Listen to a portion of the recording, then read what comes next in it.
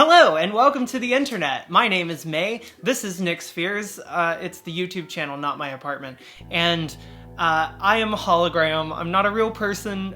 If you meet me in real life, you will notice that there is always a projector under me. I'm not real. This is entirely fake. And I'd like to talk to you about something that's kind of going on in the world. A little bit of an issue, a little bit of problem we're all experiencing. And I don't know, I just feel like maybe I could relieve some of those ills, some of those problems that we're all experiencing, those aches and pains. Human beings, did you see It Chapter 2? I did too. And I don't remember much about it either. What happened to us? Did we go into a theater and have someone zap our brains? What happened? I felt like I lost more in that viewing experience than I gained. For 27 years, I dreamt of you. I craved you. I've missed you. Okay, so necessary context. I really like It from 2017, or I did. I really liked it, and I made a couple of videos about it that kind of did pretty good numbers online. Check them out, or don't. Please don't. There are obviously things that are holding it back, and it's not a perfect movie or anything like that. I mean, the biggest problem with it is that it feels like a story written by, I don't know, like Stephen King. Oh shit! So yeah, as everybody knows, it is this like overly long book about a clown from space who eats children, and then the children grow up and beat its ass. So obviously a lot is riding on the second half of this like two-part of movies. They broke it into two movies, which is probably smart because the first movie is good and the second one is not. Whereas like the miniseries, they just sort of did it all in one go, and it's very awkward and nobody likes the ending of the miniseries. And as far as I know, not a lot of people like the ending of the book either. I've read a lot of Stephen King, and I've determined after hours of analytic studying that I think he's a bad writer. I don't mean to be throwing so much shade at Stephen King today. I don't really love his writing. I've always struggled with his writing. I've read most of his books, and yeah, I don't know, I'm not a huge fan. However, I do think that some of the film adaptations of Stephen King's works are good because they're very visual stories. Like, they're stories that translate well to film, and it is like the perfect example of like something that absolutely should be cinematic that he has written. So I feel like this adaptation is kind of perfect. Like the first one, at least, it brings out the source material in this like magical way, and it is very strange, very baffling in fact, that you can just press play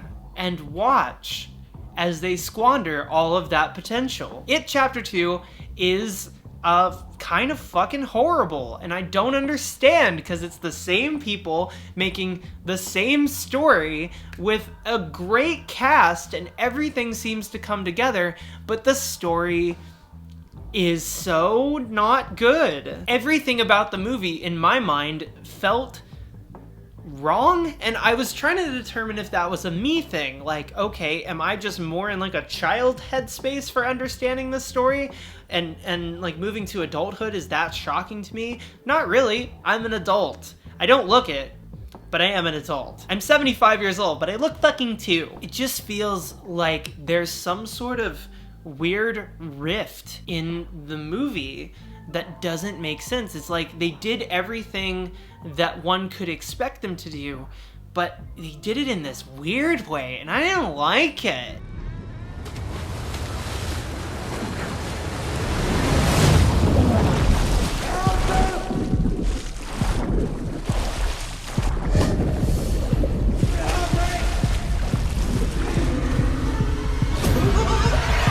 There are bigger issues with the movie, but there are also smaller issues. And one could nitpick the shit out of the movie if one wanted to. I mean, there is an awkward moment where they play Angel in the morning whilst a character is vomited upon violently. That's played as a joke.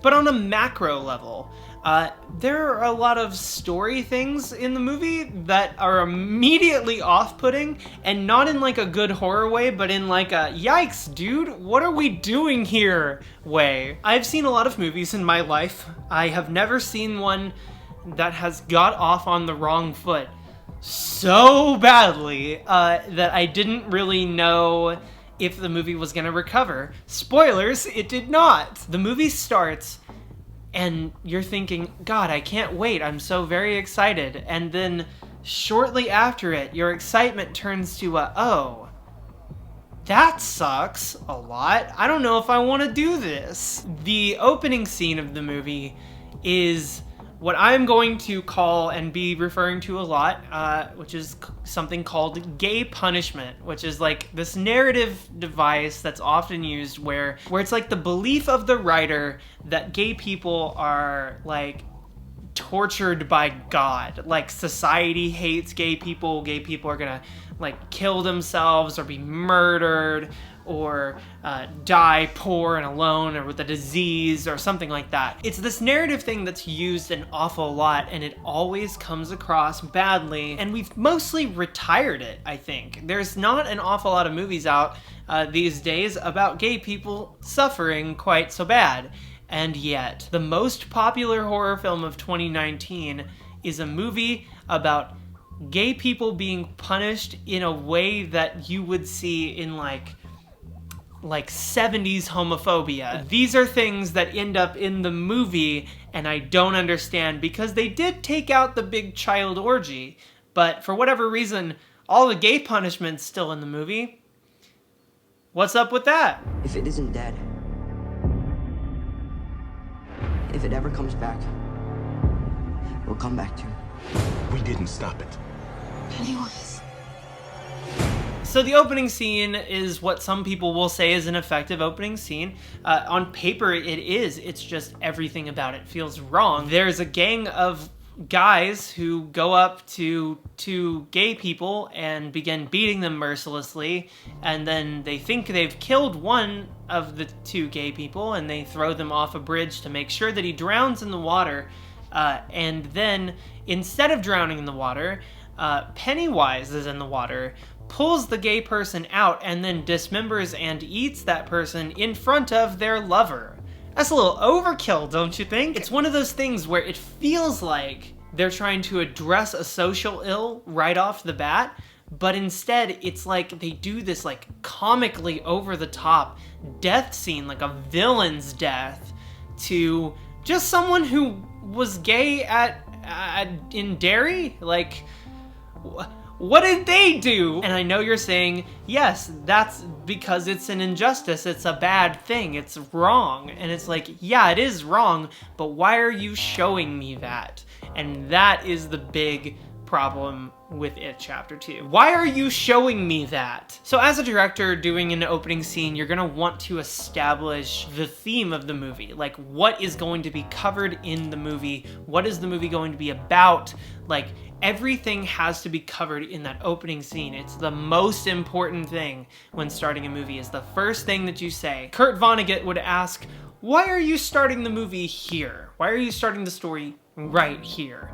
Why not later or earlier? What is the moment right here that's important, that establishes the entire story, sets the whole thing into motion? It's not really that, because this doesn't carry that much weight in the overall story. So the only other two possibilities are that it's an innocent horror stinger opening shot where it's meant to appeal to audiences to be like, ooh, this is gonna be spooky, or it's to establish the theme of the movie. And as the movie goes along, you go from thinking, wow, how negligent of them to just use that as entertainment, to like exploiting the fears of gay people for the entertainment of straight people. That's not great. You go from that to going, oh, the fucking movie's about that. Congratulations, you've just landed in what I would like to call the hell zone, realizing that It Chapter 2 is going to be mean to gay people the whole time, and many will die. Hello.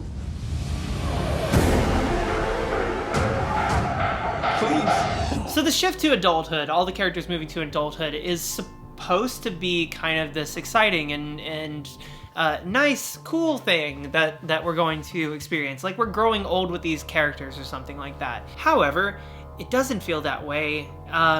It feels confusing. Like it takes a while to really set into who everybody's gonna be and how they are now versus how they were. Like it feels like something doesn't gel right. Some people argue that the acting in this movie is rather bad. I don't really feel as much as I feel that there's some sort of chemistry thing going on that doesn't necessarily gel. Trauma changes people over time, and the thing is, I feel like these people would be monumentally more different in this movie than they actually are in the movie. But then some characters are just kind of tossed by the wayside, and I understand that like that is in the book and there's nothing you can do to avoid that, but damn it, I don't like it. One of the kids in the gang is very gay and kills himself, and then writes in a letter later that he killed himself because he was too scared to go fight Pennywise, and not killed himself because he was going to reunite with a long-lost lover that was going to set his life on fire. So unfortunately, like, a pretty solid character is completely destroyed in the opening moments because their fear of being outed is so strong. This is kind of a nightmare for me because why would you do that? Ever. How fucking horrible. That's a character that we could see, like, deal with stuff over time and we grow to understand them and like, feel like we learn something from them, but instead, they just clip that character's wings, just throw them in the corpse pile, and move the fuck on. It feels like cheap drama where serious drama could take place. Like, some kind of bigger something is lacking. And so instead, they've just decided to ditch that whole thing altogether. And the shittiest part is that they totally don't fucking have to. It would have been better if the character was just there. There's like this maturity that is almost expected, but not delivered on. It remains infantile, and I don't understand it. Characters that were like assholes when they were kids are still assholes as adults, and it's like, have you met adults? They're not like the kid version at all. Like, they're very different. But I think it's kind of one of those situations where it's like coding. Like, we have to remember which of these people is which character and what their relationship is. And the only way we can do that is by them giving each other shit in really dumb ways. And then you get to sort of the other factor, the big it factor, if you will. Pennywise is in the movie yet again because it's a movie about a clown. No one wants to play with the clown anymore. Pennywise in this movie kinda sucks and is lame as shit and weird. Why is Pennywise this way? Doctor, I need to know what's wrong with the movie. What do we do? Do we operate? Pennywise in this movie is very talky, and it's very strange. Pennywise is very specifically like a visual thing. Like, you see Pennywise and you go, that's a scary fucking clown, and there's nothing more needs to be said about it. And also, Pennywise exists on a metaphorical level. So like, Pennywise is kind of a replacement for their parents, or like a bully, or something about the city that they grew up in that is mistreating them or causing everybody to be like shit to each other. Pennywise represents hate. And when a character is on a metaphorical level like that, you have that sort of understanding of them where, like, yes, they're a character and yes, they have details that make them who they are, but also their purpose is very clear, very well known. Play a game with me, would you? How about Street Fighter? Oh, yes, you like that one, don't you? Or maybe Truth or Dare. In this movie, I feel like they get all of that ass backwards. They betray his character by making him different, because now he's talking to them like they're adults, but he's also still talking to them like they're children, and he is talking an awful lot for a clown. It's very strange. It's almost like taunting, and oftentimes it's taunting for being gay. Secret, your dirty little secret. I know your secret. Oh, dirty little secret. Pennywise went from being this kind of figure of horror in the first movie that represents these larger things to becoming a character that shows up and begins shouting homophobia at different characters. He's like your fucking neighbor. He shows up and he's just like, hey asshole, I know you're gay, fuck you. Go back and play! Go back and play with the clowns! So you start to view Pennywise as like kind of pathetic in like a way beyond the way that we already thought that he was pathetic from the first movie, like when he finally gets beaten and all of that. He becomes like pathetic in this like way that you don't understand what presence he even has over them anyway.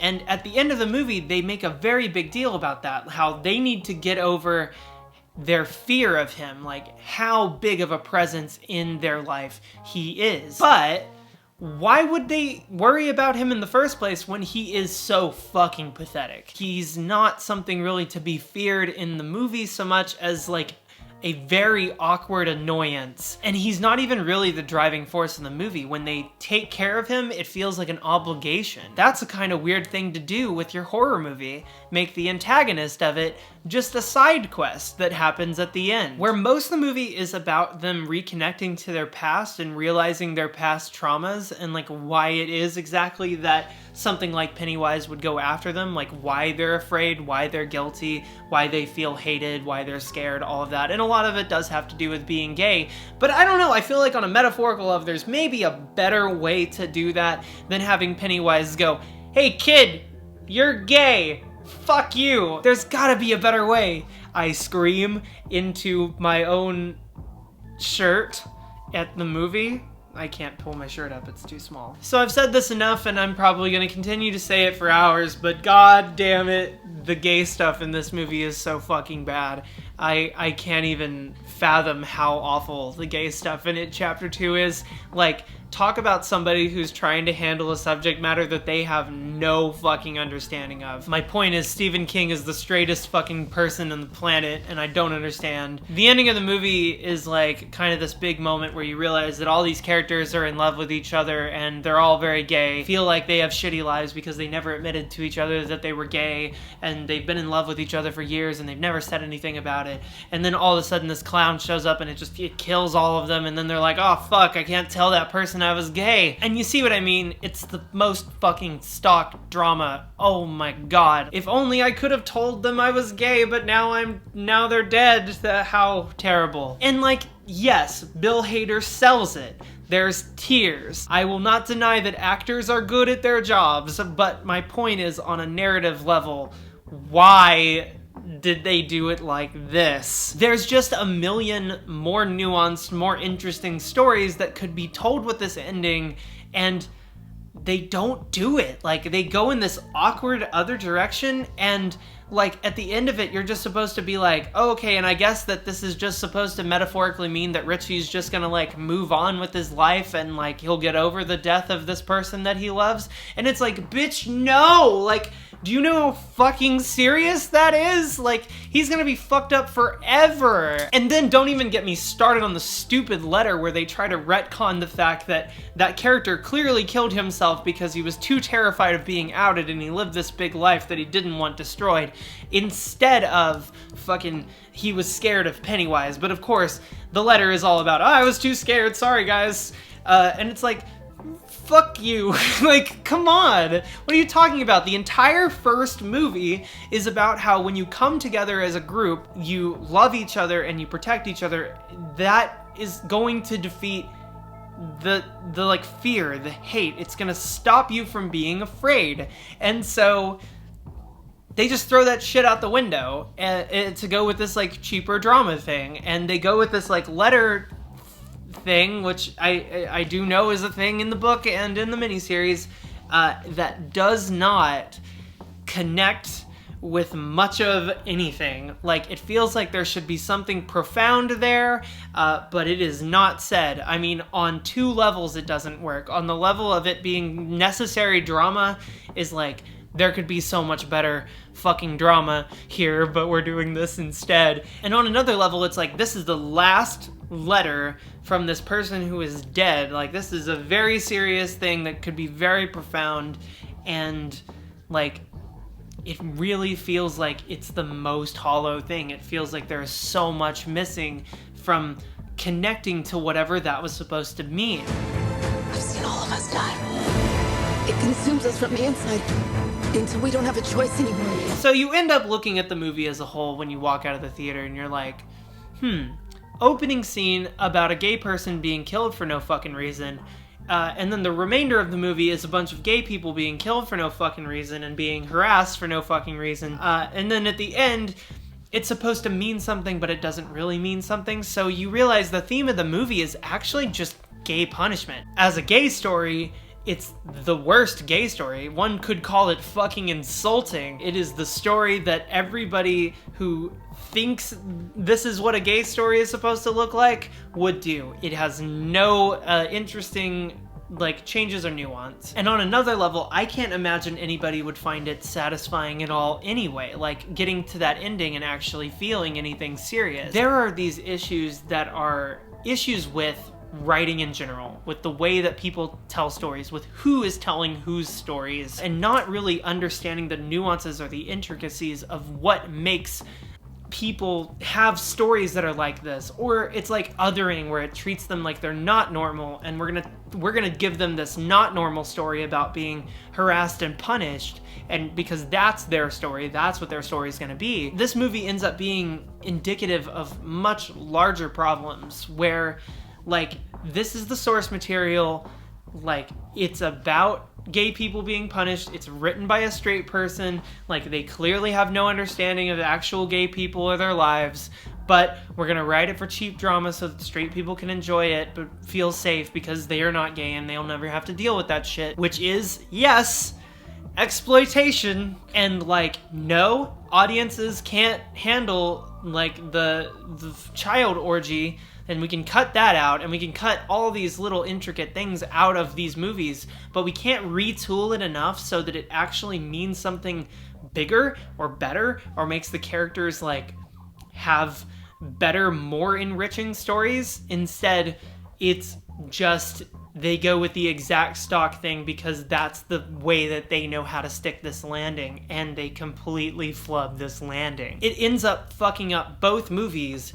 and the story and the way that you view Stephen King's work and everything, instead of just simply like working ourselves to a conclusion that actually has meaning. And that's something that I was expecting, because I saw the first movie and I found so much meaning in it. Fuck, this is my childhood. This is the way people treated me, but at the same time, it's like they understand that it's this bigger thing. At some point, they come to understand that it's actually sort of network of problems that cause their problems. Well, and I don't like to do this thing where I ask more of a movie than what the movie is already giving me, but ironically, this movie is indicative of all these larger problems that continue to hurt other people.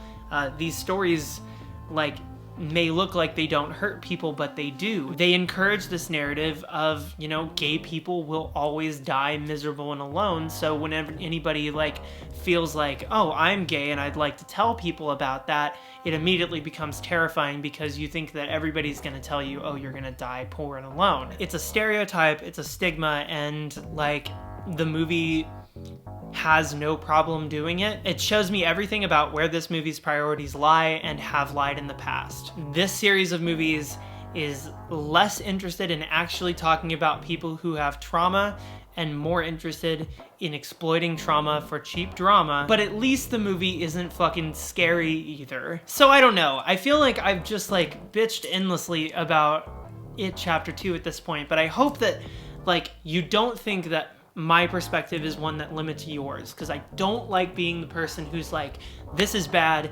everybody should think it's bad. If you don't think it's bad, then you're stupid. Like, there are people that like this movie, and there are a lot of good reasons to do so, and I'm sure that people connect with those reasons. I don't know, I would be interested to hear what they are, and if you'd like to leave a comment, I'll happily read it if you like the movie. I hope that you come away with this understanding why why I didn't like it, why I couldn't connect with it, not only why it didn't work for me, but why it's a story that in my brain is something that's broken for the world. And the world would maybe be a better place if we would get past these certain types of storytelling and moved on to a more expansive, more honest, and more nuanced type of storytelling.